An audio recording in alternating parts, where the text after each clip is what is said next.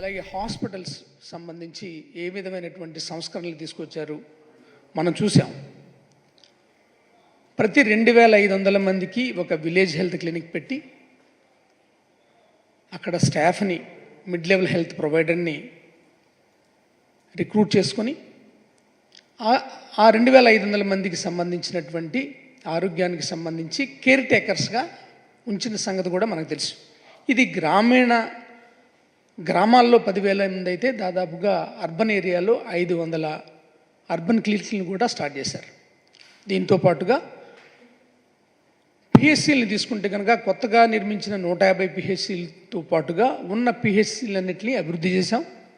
అలాగే area hospitals కావచ్చు, medical colleges కావచ్చు, నాడు నేడులు భాగంగా ఏ విధంగా అభివృద్ధి చెందినాయో ప్రజలందరికీ కళ్ళకు కట్టినట్టుగా ఇవాల్టికి కూడా కనబడతాయి.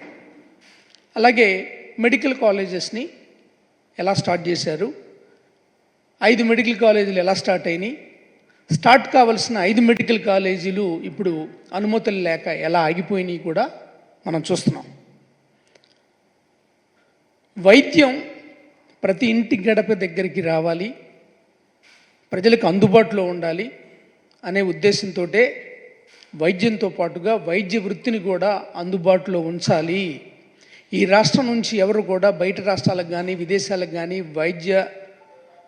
విద్య కోసం డబ్బులు ఖర్చు పెట్టకుండా, ఎక్కడికో వెళ్లకుండా ఇక్కడే మనం మెడికల్ కాలేజీలు స్టార్ట్ చేస్తే ఇక్కడున్న ప్రజలకి వైద్యంతో పాటుగా మన వాళ్ళకి వైద్య వృత్తిని కూడా ఇవ్వచ్చు అనే ఉద్దేశంతో ఏ విధంగా మెడికల్ కాలేజీలు స్టార్ట్ చేసాం కూడా మీ అందరికీ తెలుసు. కొత్తగా ఏర్పడిన ప్రభుత్వం ఏర్పాటుకు ముందు కూటమిగా ఏర్పడి ఏ విధంగా ఈ ప్రభుత్వాన్ని ఓడించాలి అనే ధ్యాసతో పనిచేసినటువంటి కూటమి గెలిచిన తర్వాత కూడా వాటి మీదే దృష్టి పెట్టింది తప్ప, మనం ఇప్పుడు అధికారంలోకి వచ్చాం, ప్రజల ఆరోగ్యం మన బాధ్యత అనే విషయాన్ని విస్మరించినట్టుగా క్రిస్టల్ క్లియర్గా కనపడుతుంది. దానికి ఉదాహరణే ఈవేళ రాష్ట్రంలో డయేరియా విజృంభణ. జగన్మోహన్ రెడ్డి గారు సెక్రటరియేట్ పరిపాలనలో భాగంగా ఇంజనీరింగ్ అసిస్టెంట్లకి ఒక పని అప్పచెప్పారు. అదేంటంటే రక్షిత నీరుని సరఫరా చేసేటప్పుడు అది బాగుందా లేదనే తెలియజేసే కిట్ని వాళ్ళందరికీ అందజేసింది. ఎన్ని విలేజ్ సెక్రటరియేట్స్ ఉన్నాయో అన్ని చోట్ల కూడా ఈ కిట్ ఇవ్వడం జరిగింది. అందులో మనకు కావాల్సిన పరీక్షలన్నీ చేయొచ్చు, ఎలా చేయొచ్చు, ఎక్కడ చేయాలి, ఎప్పుడు చేయాలి అనే విధి విధానాలను కూడా ప్రభుత్వం వాళ్ళందరికీ తెలియజేసింది. ఒకసారి ట్యాప్ దగ్గర, ఒకసారి ట్యాంక్ దగ్గర, అట్లా వాటర్ ఎక్కడెక్కడి నుంచి అయితే వస్తుందో ర్యాండమ్గా చెక్ చేయండి అని కూడా చెప్పింది. ఇలాంటి ఇన్ఫ్రాస్ట్రక్చర్ ఉన్న చోట ఈ రాష్ట్రంలో ఈవేళ డయేరియా ప్రబలింది కేవలం కలుషిత నీరు వల్లే అంటే చాలా దిగ్భ్రాంతికి గురి చేసే అంశం. ఇంత ఇన్ఫ్రాస్ట్రక్చర్ పెట్టుకొని మరి ప్రభుత్వం ఏం చేస్తుంది? అసలు గడిచిన ప్రభుత్వం ఏ విధమైనటువంటి సదుపాయాలను ఇచ్చింది, ఏ విధంగా పరిపాలన చేసిందనే దాని మీద దృష్టి పెట్టకుండా, ఈ ఆరోగ్యం పట్ల గడిచిన ప్రభుత్వం ఏం చేసిందనే దాన్ని చూడకుండా కనీసం మనకు అందుబాటులో ఉన్నటువంటి వ్యవస్థని వినియోగించుకోకుండా, చక్కగా నీటిని టెస్ట్ చేసే అన్ని రకాలైనటువంటి సదుపాయాలు ఉన్నప్పటికీ సదుపాయాలను వినియోగించుకోకుండా ఎలక్షన్ తర్వాత రాజకీయ కక్ష సాధింపు చర్యగా రాజకీయ పార్టీలనే కాకుండా ప్రభుత్వ ఉద్యోగుల మీద కూడా, ప్రభుత్వ యంత్రాంగం మీద కూడా ఏ విధంగా కక్షపూరితమైనటువంటి వాతావరణాన్ని నెలకొల్పారు, అసలు ప్రభుత్వం పనిచేసే విధమైనటువంటి వాతావరణాన్ని కల్పించారా లేదనేది కూడా రాష్ట్ర ప్రజలందరినీ గమనించాల్సిందిగా మనస్ఫూర్తిగా కోరుకుంటున్నా. ఎందుకంటే 2500 మందికి ఒక విలేజ్ క్లినిక్ ఉండి ఆ సెక్రటరియేట్లో మంచినీటిని పరీక్షించే పూర్తి మౌలిక సదుపాయాలు ఉన్నప్పటికీ వినియోగించుకోకుండా ఈ రోజున అతిసార వ్యాధి అనేది అందరికీ తెలిసిందే. దాని పట్ల తీసుకోవాల్సిన జాగ్రత్తలు కూడా తెలుసుకోవాలి, ఆరోగ్యాన్ని కాపాడుకోవాలి. అలాంటి పరిస్థితుల్లో రక్షిత మంచినీటి ద్వారా డయేరియా ప్రబలిపోవడం చాలా ఆశ్చర్యాన్ని కలగజేస్తుంది.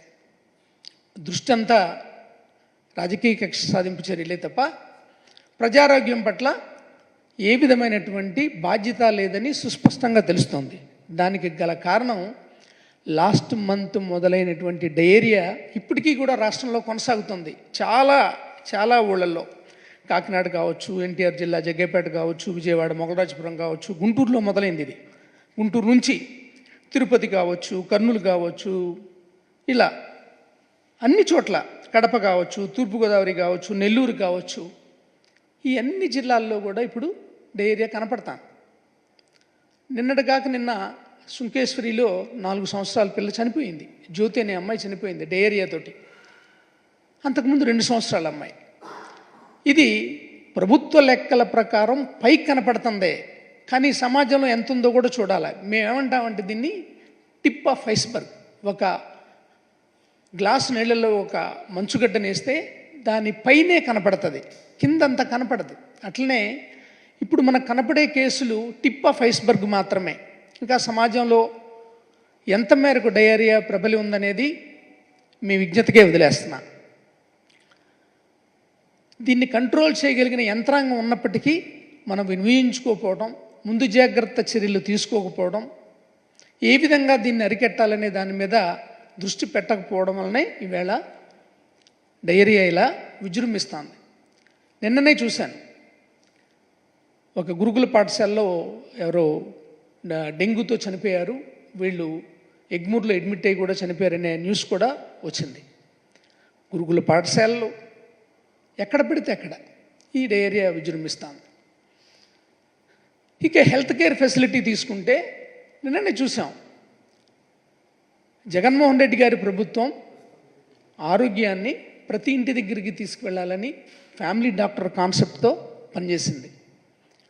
దీనికి సంబంధించి 104 వాహనాలు కానీ వీటన్నిటిని సమకూర్చి పిహెచ్సిలో ఉన్న 2 డాక్టర్లని ఆ పిహెచ్సిలకు సంబంధించిన ఊళ్ళని కేటాయించి ఆ గ్రామాలకు వెళ్ళి అక్కడున్న రొటీన్ వర్క్ అంతా చేసిన తర్వాత ఎవరినన్నా పలకరించాల్సి వస్తే వాళ్ళ ఇంటికి వెళ్ళి పలకరించడం, అలాగే అంగన్వాడీ సెంటర్ లాంటి చోట శానిటేషన్ ఇలాంటివి ఎక్కడున్నాయో చూడటం, ఇవన్నీ కూడా అప్పచెప్పడమే కాకుండా ఈ ఆరోగ్యాన్ని ఆ స్థాయి వరకు తీసుకొచ్చింది.